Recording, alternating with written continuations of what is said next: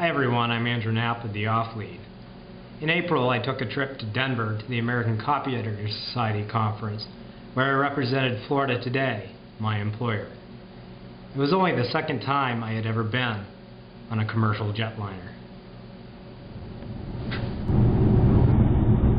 But I made it to Denver in one piece. Once I got there, I was glad to be in a real city again. California, northbound Lightway. There was a free shuttle on the mall, but I decided to explore by foot on the first day. I took photos of markers such as the clock tower and the historic Lodo neighborhood. And there was plenty of Rocky Mountain Cold Coors Light to go around. The 13th step of the Capitol is exactly 1 mile above sea level. On day 2, I looked out my window and it was snowing. For native Floridians, it was quite a sight. For me, a native Mainer, it was no big deal. On the third and final day, a few nice guys took us on a tour of the Rocky Mountain News and the Denver Post.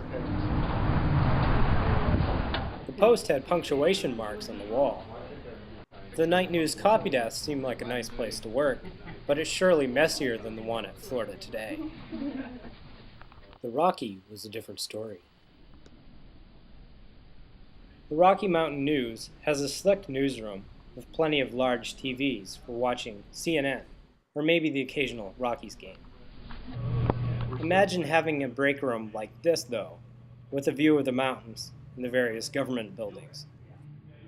Our tour guide of the Rocky was John Boogert, internet news editor.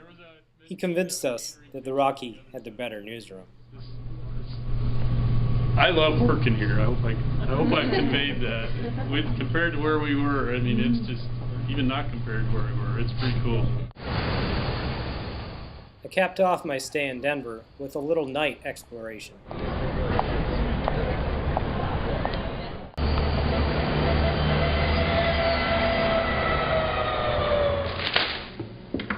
I did do work when I was in Denver, too.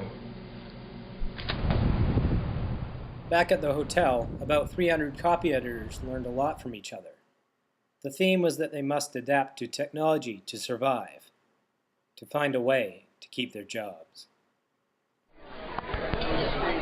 Dow Jones editing program co-founder Ed Trays expressed this the best. With this in mind, technology and the lifestyles of today, how people choose to get news and information, how they choose to spend their time, this will change us.